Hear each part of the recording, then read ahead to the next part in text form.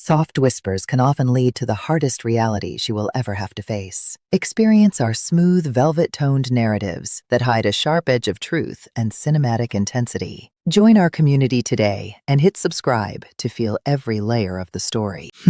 I was 63 years old when my daughter called to tell me she had emptied my bank accounts. She didn't apologize. She didn't even hesitate.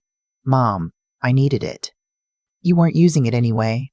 I remember standing in my kitchen, holding the phone against my ear, looking out the window at the oak tree my husband Gerald had planted the year we moved in. 27 years ago. That tree was taller than the house now. Gerald always said it would outlive us both. He was right about the tree. He just didn't get to see it grow up. I didn't cry when my daughter said those words. I didn't yell. I didn't beg. I laughed.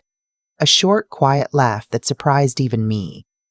Because she had no idea what she had just done, and she had absolutely no idea what I had already done, 6 months before she ever picked up that phone.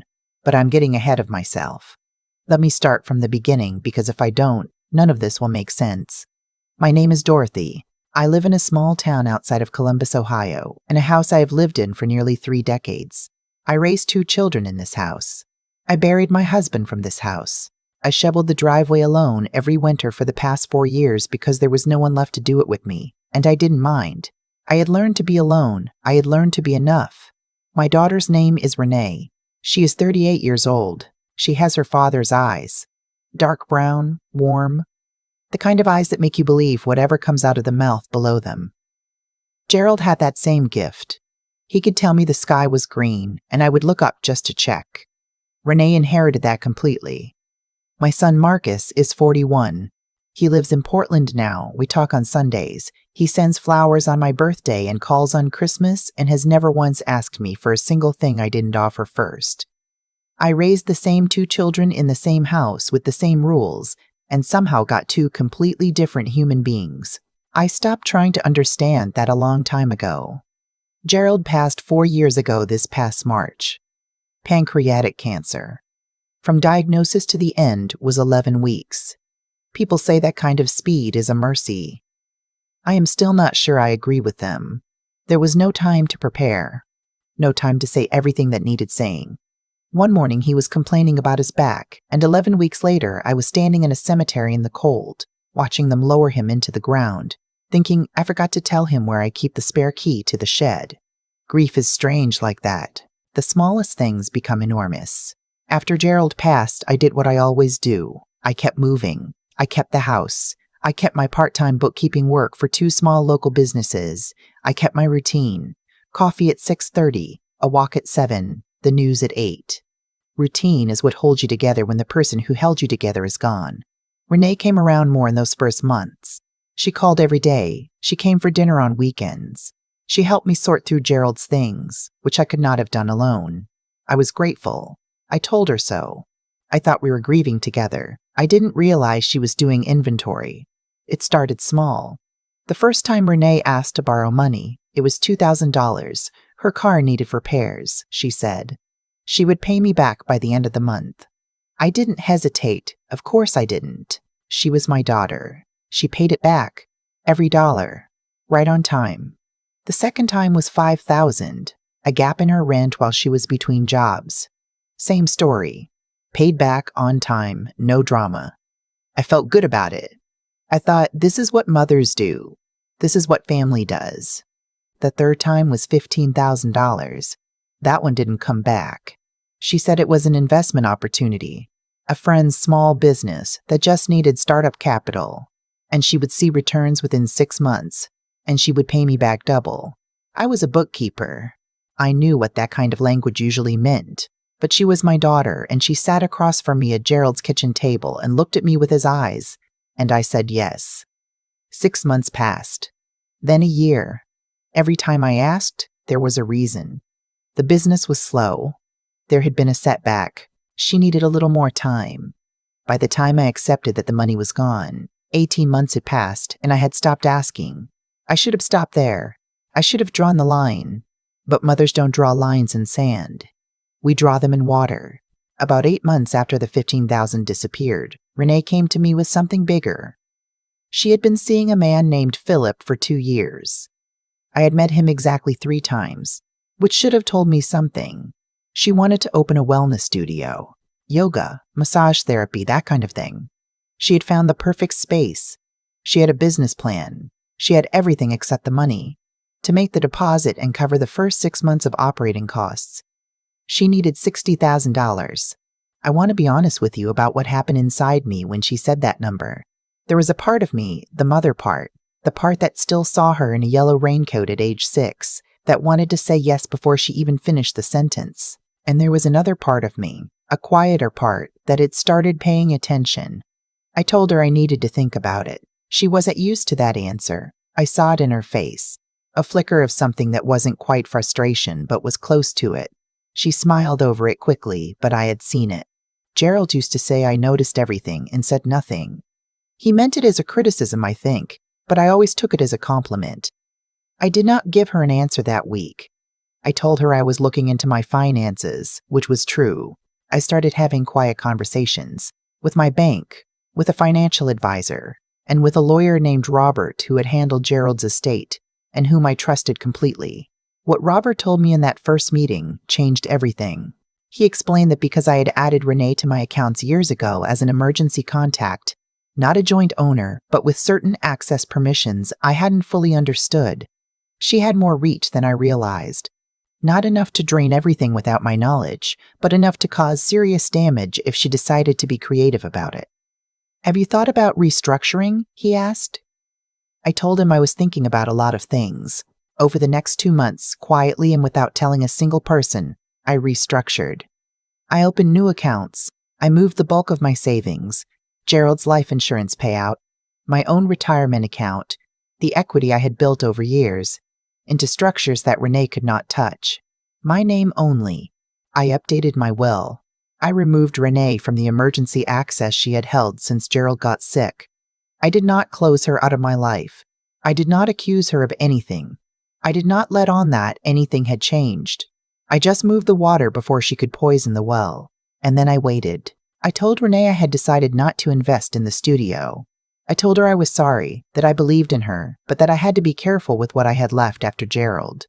I watched her face very carefully when I said it. She was pleasant. She said she understood. She hugged me at the door. She did not call me for 3 weeks after that. When she came back with Philip. I had not been warned he was coming. They showed up on a Tuesday evening and I made coffee and we sat in the living room. And Philip did most of the talking. He was a tall man, good-looking in a way that knew it. He talked about the studio the way some people talk about religion, with a certainty that left no room for questions. He said they had found a private investor to cover part of the cost. He said they only needed $30,000 now, not $60,000. He said this was a limited window, that the space wouldn't be available much longer, that this was the kind of opportunity that didn't come twice. I listened to all of it. Then I asked if anyone wanted more coffee. They left an hour later without an answer. Philip seemed annoyed. Renee hugged me at the door again, a little longer this time, the way you hug someone you're trying to soften. I slept well that night. I don't know why I'm including that detail, but it feels important. I had not slept well in a long time, and that night, I did. Things went quiet for almost 2 months. Renee called occasionally. Short calls, polite. Nothing like the daily calls right after Gerald passed. I began to understand that the closeness I had mistaken for grief had been something else entirely. That realization did not destroy me the way I thought it might. It just settled into place like a heavy piece of furniture. There, solid, immovable. I want to tell you what I found out on a Wednesday morning in November, because that is when everything accelerated. I was going through my mail. I still prefer paper statements. And I found a letter from a title company I did not recognize. It was addressed to me. It was a notification regarding a pending transaction inquiry on my property, my house. I read it 3 times. Then I called the title company. A woman named Sandra walked me through what they had received. A preliminary inquiry. Not yet in action, but someone had submitted paperwork initiating an exploratory title review on my property. The kind of thing that happens before someone tries to sell or refinance a home. The name on the paperwork was Renee's. I sat at Gerald's kitchen table for a long time after that call. I looked out at the oak tree. A cardinal was sitting in the upper branches. Gerald always said cardinals were visits from people you'd lost, which I always told him was sentimental nonsense. But I have never been able to look at a cardinal without feeling something. I called Robert. He told me to come in immediately. I want to be careful about the legal details here, because Robert advised me to be careful, and I believe him. What I can tell you is that what Renee had done, what she had been trying to do, was not legal. The house was mine alone. It had always been mine alone, even during our marriage, due to a particular arrangement Gerald and I had made years ago for tax purposes. Gerald's name had come off the deed in a refinance, and Renee had apparently not known this, or had not fully understood what it meant. She had submitted paperwork based on an assumption that was wrong. Robert contacted the title company. He documented everything. He advised me on what options I had and what protections were already in place. He was thorough and calm, and I was grateful for him in a way I did not have words for. That evening, Renee called me.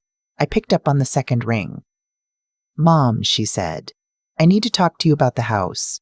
"I know," I said. There was a pause. "What do you mean you know?" "I received a letter," I said, "from the title company." Another pause. Longer this time. When she spoke again, her voice had changed. The warmth was still there, but it was working harder. "Mom, I can explain. Philip has a plan. If we could use the house as collateral, just temporarily, we could secure the loan for the studio. And in 18 months, Renee," I said quietly. She stopped. "The house is not available as collateral," I said. "The house is mine. It has always been mine. And even if it weren't, the answer would be no. You don't understand how this works." "I understand how this works. I understand how this works," I said. "I was a bookkeeper for 30 years. I understand exactly how this works." She shifted then. The warmth fell away, and something harder came through. A frustration that had been waiting behind all those Tuesday evening visits and long hugs at the door. She told me I was being unreasonable. She told me that Gerald would have helped her. She told me that I had given Marcus opportunities over the years that I was refusing to give her, which was simply not true, and I told her so plainly. And then she said it, the thing I still hear sometimes when I'm very still. "Fine. I'll figure it out myself. Don't be surprised when I do." She hung up. I went to bed at my usual time.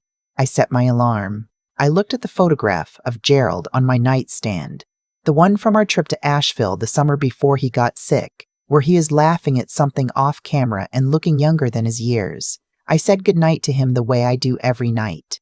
I turned off the light. 3 weeks later, I got a call from my bank. There had been an attempt to access one of my older accounts. Not the restructured ones, but a small checking account I had kept open with a modest balance for routine expenses. The bank flagged it because someone had tried to initiate a transfer using old access credentials that were no longer valid. The attempt had failed. The security system I had put in place with Robert's guidance had caught it. But the fact that someone had tried told me everything I needed to know. I did not call Renee that day. I called Robert, and then I called Marcus, and I sat on the back porch for a long time watching the yard go dark as the sun went down, thinking about the kind of grief that has nothing to do with death. The grief of watching someone you love reveal themselves to you in a way you cannot unsee.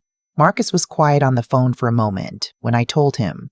Then he said, "Mom, how long has this been going on?" I told him. All of it. The $15,000. The refusal to fund the studio. The title company letter. The failed account access attempt. He was quiet again for longer this time. "What do you need from me?" he asked. That question. 4 words. I had to set the phone down for a moment. When I picked it back up, I told him I didn't need anything except for him to know. He said he understood. He asked if he could come visit in a few weeks. I told him I would like that very much. Robert formally documented the access attempt with the bank and helped me file the appropriate reports. I want to be honest with you. Filing those reports was one of the hardest things I have done, not because I doubted it was right, but because each signature was a door closing. And even when you know a door needs to close, even when you are the one closing it, there is still a grief in the finality. Renee did not contact me for 6 weeks. When she did, it was not a call. It was a letter. A real one, on paper, which surprised me. Her handwriting was the same as it had always been since middle school. Large, slightly left-leaning, the G's and Y's with long dramatic tails. Gerald had always teased her about it, called it her movie star signature. I stood at the mailbox for a long time before I opened it. Inside, she had written 4 pages.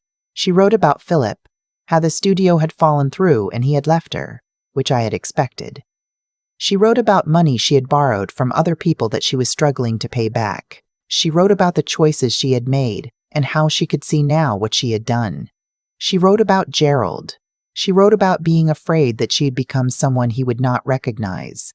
I read it twice, standing there at the mailbox. Then I went inside and sat down at Gerald's kitchen table and I cried for the first time in months. Not for the money, not for the house, for my daughter, who had grown into a woman I didn't always recognize, who had done things I could not excuse, and whom I loved anyway in a way that had no logic to it whatsoever. That is the particular cruelty of being a mother. The love doesn't wait for the person to deserve it. I did not respond to the letter right away. I took 10 days. I wanted to make sure that whatever I said came from a clear place, not a wounded one. When I wrote back, I told her I had received her letter. I told her I was glad she was safe. I told her I was not ready to talk on the phone, but that I was open to meeting once in a neutral place to begin a conversation.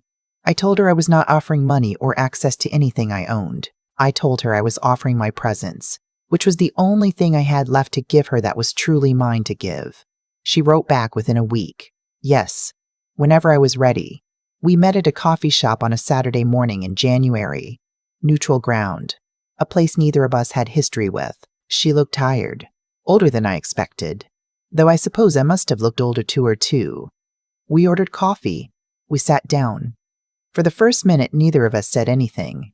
Then she said, "I don't know where to start." I said, "Start with why."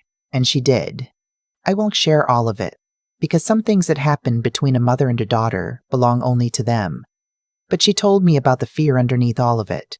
The fear of failing, of not being enough, of watching Philip pour certainty into a space that had always been hollow inside her. She told me that taking from me had felt, at the time, like it was different from stealing, which I told her plainly it was not. She did not argue with me. She asked if I would ever be able to trust her again. I told her I didn't know. I told her trust was something that gets built, slowly, in small moments over a long time, and that I was willing to see if we could start that process.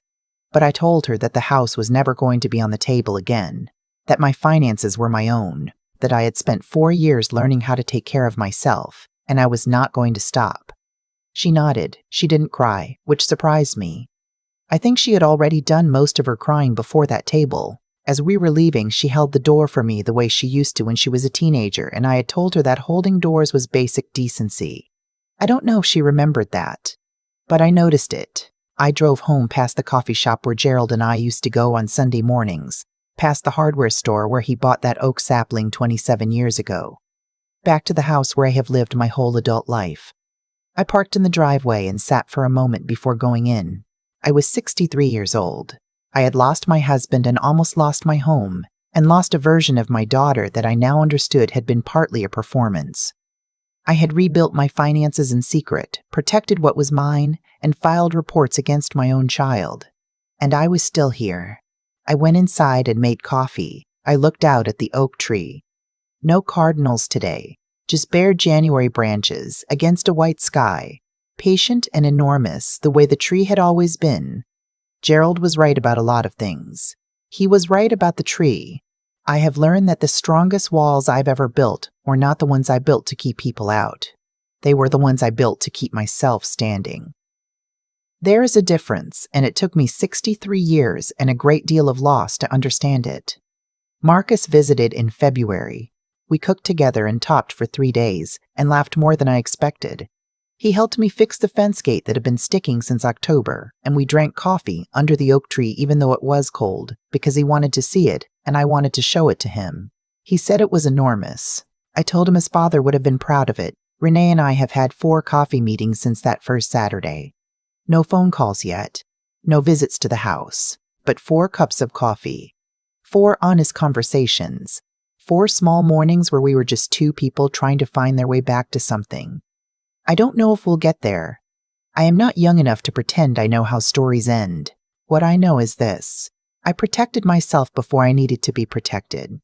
I made the hard decision before the crisis forced my hand. And when the moment came, when she called to tell me what she had tried to do and discovered that it hadn't worked, I did not yell. I did not beg. I did not collapse. I was still standing.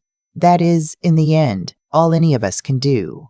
Hold ourselves upright and keep the light on and wait to see what the morning brings. The greatest thing I ever learned was not from a lawyer or a bank or a financial advisor, though I am grateful to all three.